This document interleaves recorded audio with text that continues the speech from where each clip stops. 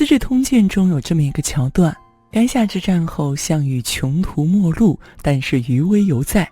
刘邦开出赏千金、封万户侯的天价悬赏，汉军将士却无人敢应战。唯独一个叫杨喜的郎中骑被项羽一声怒吼，吓得人马俱惊，倒退数里后，竟又策马追了上去。乌江边那场混战，他拼死争夺，最终抢得项羽一块遗体，一战封侯。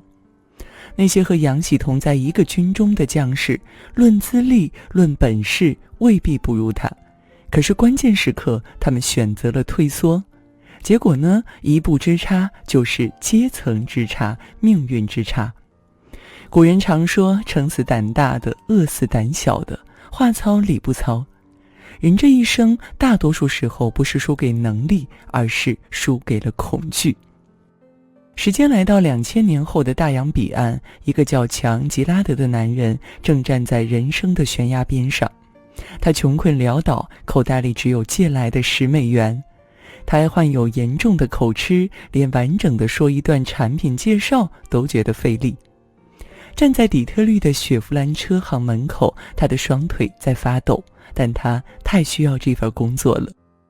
之前做过40多份工作都毫无起色，还负债$6万，连妻儿都养不起。这份恐惧逼他迈出了那一步。入职之后，他没有客户，就抱着电话簿挨个打，总是被拒绝。他就把客户孩子的生日、宠物的名字都记在本子上，圣诞节寄去手写贺卡。同行嘲笑他把名片撒遍教堂每个角落，说这是傻子才干的事。可就是这个傻子，3年后创下吉尼斯世界纪录，每天卖出6辆汽车。15年13001辆车，成为唯一入选汽车名人堂的销售员。命运最狠的一刀，往往砍在最怕疼的人身上。命运最大的礼物，也往往送给最敢扛的人。再说一个发生在我身边的故事。我在北京时有一个合租室友，来自农村。初高中他在县城读书，因为自卑，从来不敢举手发言，更不敢上台讲话。有一次老师叫他起来回答问题，他因为紧张，讲话磕磕绊绊。老师无心地说了一句：说普通话尽量不要说方言啊。实际上他当时用的就是普通话回答，只是带着口音。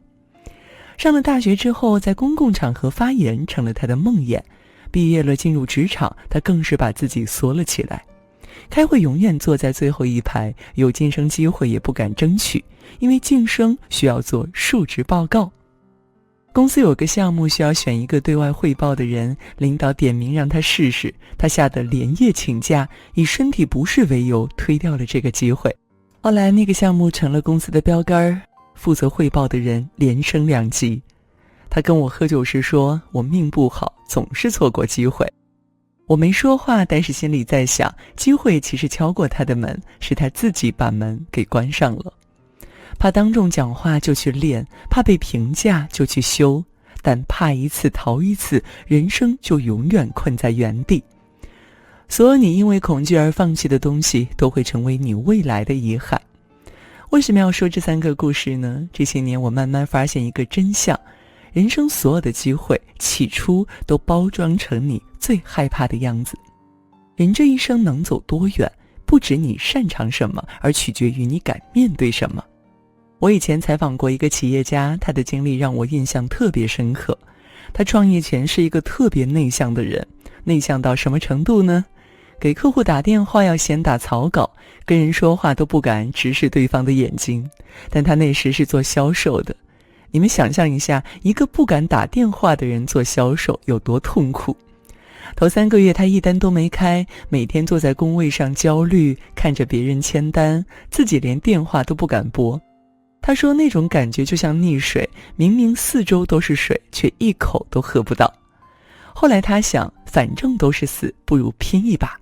他开始强迫自己每天打100个电话。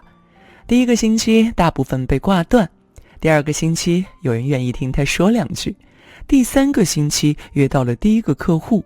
1年后他成为了销售冠军。他说了一句话我记到现在，恐惧就像一道门，你以为门后是刀山火海，其实推开之后里边全是机会。跨过这道恐惧的坎，你就推开了那扇机遇的门，门里门外是两个截然不同的人生。前几天看圆桌派，窦文涛讲了一段话，我觉得特别好。他说他年轻时特别怕演讲，每次上台腿都抖。后来他悟出一个道理，那些让你怕的东西其实都是你该做的事，怕什么就去做什么，做一次不行做10次，10次不行做100次，做着做着恐惧就慢慢消散了，本事呢也渐渐长出来了。我自己刚开始写作那会儿，最怕的就是发文章，每次写完要反复修改10几遍才敢点发送。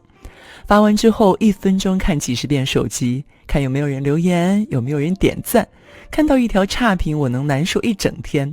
后来有一个前辈跟我说，你太把自己当回事儿了，你以为你写的东西别人会记很久啊？其实大家都很忙，骂完就忘。这句话点醒了我。从那以后我逼自己每天写每天发，不管好坏。慢慢的我发现，以前那些让我瑟瑟发抖的事，后来呢都能够笑着讲了。此后呢，我慢慢养成一个习惯，每年年底都给自己写一份恐惧清单。2007年怕公开表达观点，我开通了博客。2021年不敢当众演讲，我接受了几次行业交流会的邀请。2024年有镜头羞耻症的我，逼自己出镜和读者朋友们交流。每一年那些我克服的恐惧都成了我下一年的台阶。生活给你的下马威，往往也是他给你的见面礼。恐惧不是路障，是路标，它指向的地方通常写着2个字：成长。